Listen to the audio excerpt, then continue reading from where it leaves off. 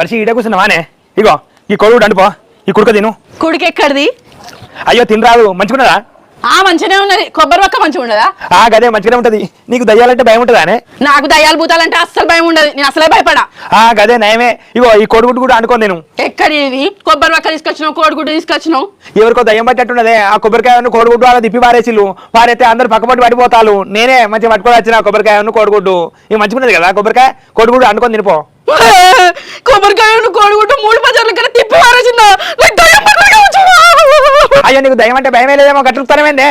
ఏదో అట్లా నాకు దయ్యం అంటే మస్తు భయం. జల్లు జల్లు అంటుంది. నాకు దయ్యం పట్టింది కావచ్చు. ఇప్పటికేం పట్టి ఉండదే ఇంత తిని చూద్దాం. అంటే నాకు దయ్యం పట్టాలనే చూస్తాను.